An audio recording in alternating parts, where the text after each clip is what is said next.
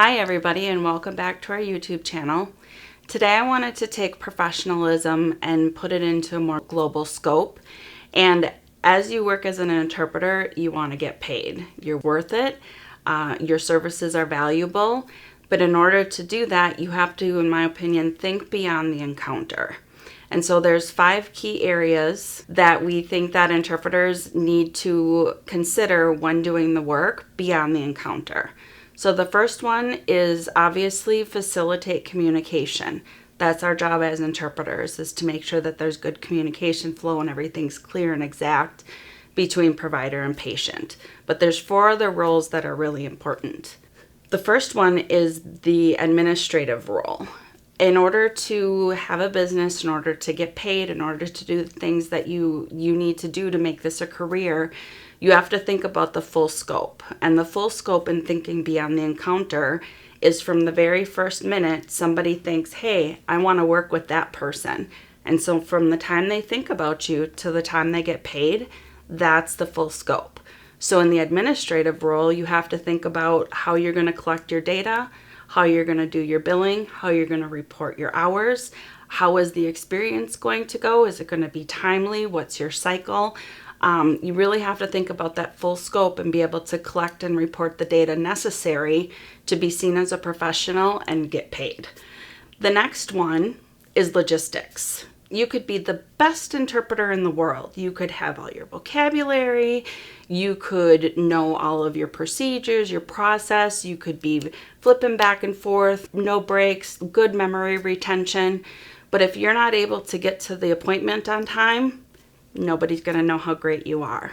So make sure that your technology works if you're working from home. You want to make sure that your car is running. You want to find out, look on a map. You want to make sure that you have plenty of time to get from sitting inside to being present at the desk. So let's say Google says it's going to take 20 minutes. You're going to want to allow 30 because you have to pack up, you have to get into your car, you have to get there, you have to get out of your car, you have to walk through the building, you have to get to the department, you have to check in. So make sure that you really know where you're going. Look at it ahead of time. If you're looking at your home equipment, make sure that your internet is on. Do you need to restart your computer because it's tired and it needs a break?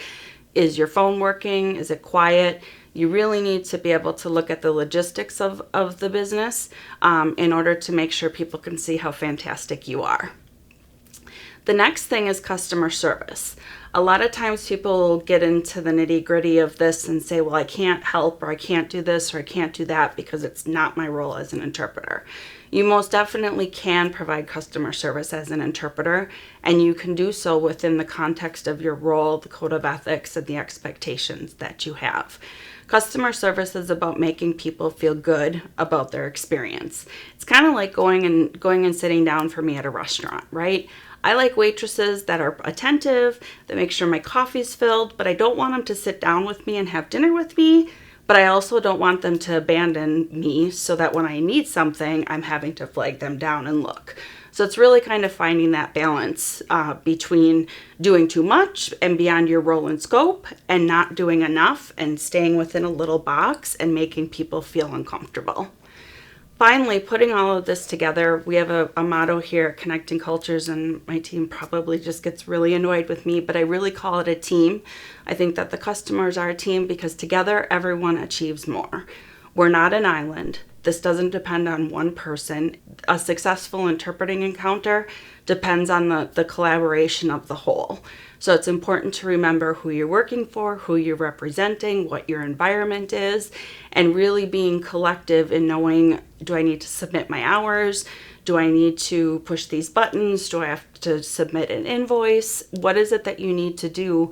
And make sure that you consider all of those people. Who's calling you on the phone to offer you the job? Did somebody send you an email that needs a quick response? It's really important to remember how your role and you as an individual interacts with each of the different key components to look beyond the encounter and see the full picture. So I hope this helps. Interpreting is more than just about interpreting. It's about facilitating communication, your administrative work, logistics, customer service, and finally being a team player.